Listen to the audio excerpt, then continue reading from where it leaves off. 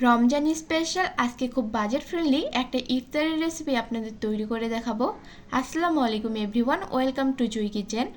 আজকে আমি তৈরি করব পটেটো রোস্ট সামোসা। বাড়িতে মাত্র দুটো আলু আর 1 কাপ ময়দা থাকলেই ঝটপট তৈরি হয়ে যাবে এই পটেটো রোস্ট সামোসা। অনেক বেশি ক্রিস্পি আর আলুর পুরে ভরা এই রোস্ট সামোসাগুলো খেতে কিন্তু দারুণ হয়। আপনারা অবশ্যই কিন্তু ইফতারে এটা ট্রাই করার চেষ্টা করবেন। তৈরি করা একদমই সহজ, ঘরে থাকা সামান্য উপকরণ দিয়েই খুব সহজে তৈরি হয়ে যাবে এই পটেটো রোস্ট সামোসাগুলো।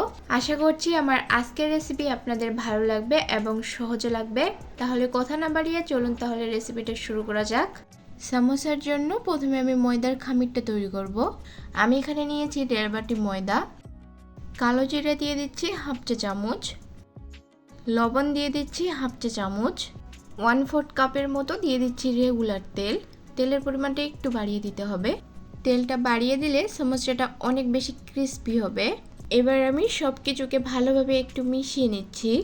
সব কিছুকে ভালোভাবে মিশিয়ে নিয়ে এবার নর্মাল টেম্পারেচারে পানি দিয়ে একটা ডো তৈরি করে নিব। পানিটা আমি একসঙ্গে দিব না, অল্প অল্প করে দিব আর ডোটা তৈরি করে নিব।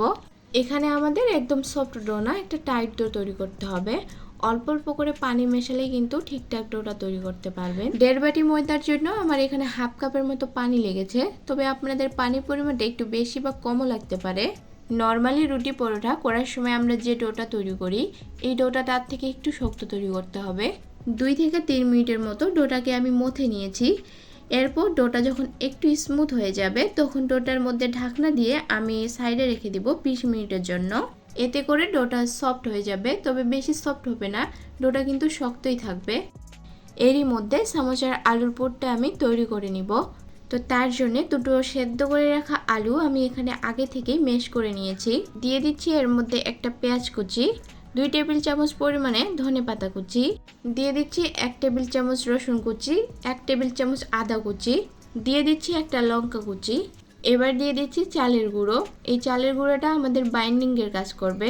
এরপর দিয়ে দিচ্ছি 1 টিস্পুন গোলমরিচ গুঁড়ো, দিয়ে দিচ্ছি 1/2 টিস্পুন ভাজা জিরে গুঁড়ো, 1/2 টিস্পুন চাট মশলা, দিয়ে দিচ্ছি সামান্য একটু হলুদ গুঁড়ো এতে কালারটা ভালো আসার জন্য, আর দিয়ে দিচ্ছি স্বাদ মতো লবণ। চিলি ফ্লেক্স দিয়ে দিচ্ছি 1 টিস্পুন, তবে আপনারা চাইলে এটা স্কিপ করে যেতে পারেন। এবার সব কিছুকে ভালোভাবে মিশিয়ে নিতে হবে।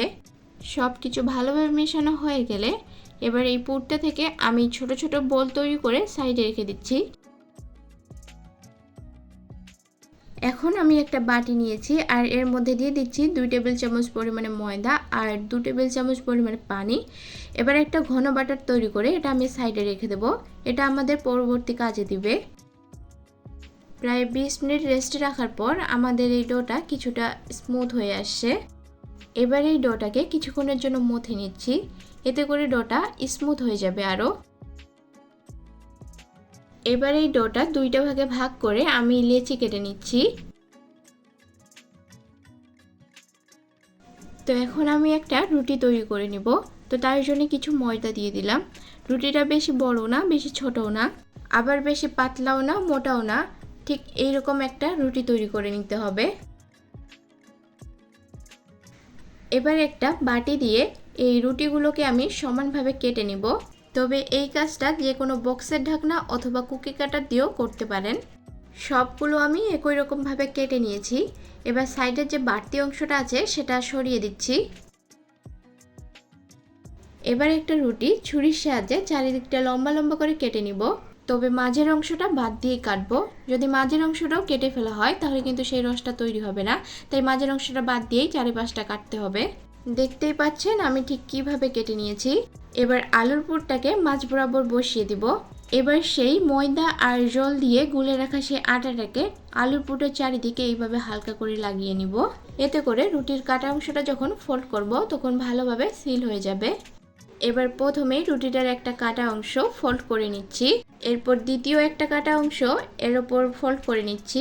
এইভাবে বাকিগুলো ফোল্ড করে নিব। খুব ভালোভাবে চেপে চেপে ফোল্ড করতে হবে, তা না হলে কিন্তু ভাজার সময় খুলে যাবে। দেখতেই পাচ্ছেন এখানে আমার একটা সামোসা তৈরি হয়ে গেছে। যে কেউ দেখলে কিন্তু এটা বানাতে পারবেন। একই রকমভাবে বাকি সামোসাগুলো আমি তৈরি করে নিয়েছি। এরপর চলে যাচ্ছি আমি এগুলোকে ভাজতে। চুলায় আগেই আমি তেল গরম করতে বসিয়ে দিয়েছি। তেলটা যখন হালকা গরম হয়ে যাবে তখন এর মধ্যে একে একে সামোসাগুলো দিয়ে দিব। অতিরিক্ত গরম তেলে সামোসাগুলো দেওয়া যাবে না। অতিরিক্ত গরম তেলে সামোসাগুলো দিলে আমাদের আলুর পুরটা পুড়ে যাবে আর সামোসাগুলো ক্রিস্পি হবে না। তাই এইগুলোকে কম গরম তেলের মধ্যে দিতে হবে। শুরুতে চুলার আঁচটাকে লো মিডিয়ামে রাখতে হবে। পটেটো রোস্ট সামোসাগুলো একটু সময় নিয়ে ভাজতে হবে। আমার এখানে এগুলোকে ভাজতে প্রায় 8 থেকে 10 মিনিট সময় লেগেছে। একটু সময় ধরে নিয়ে না ভাজলে কিন্তু পটেটো রোস্ট সামোসাগুলো অপর থেকে অতটা ক্রিস্পি হবে না। ইফতারের টেবিলে অনেক বেশি লোভনীয় আর ইউনিক করে তুলবে এই পটেটো রোস্ট সামোসাগুলো। দেখতেই পাচ্ছেন অপরটা অনেক বেশি ক্রিস্পি আর ভেতরটা হয়েছে আলুর পুরে ভরা। এই সামোসাগুলো কিন্তু আপনারা সস দিয়ে খেতে পারেন আর এই সামোসাগুলো ছোট থেকে বড়রা সবাই পছন্দ করবে। আশা করি আমার আজকের এই সহজ রেসিপি আপনাদের ভালো লেগেছে। ভালো লাগলে অবশ্যই আমার চ্যানেলটি সাবস্ক্রাইব করে নেবেন। আজকে এই পর্যন্তই। আল্লাহ হাফেজ।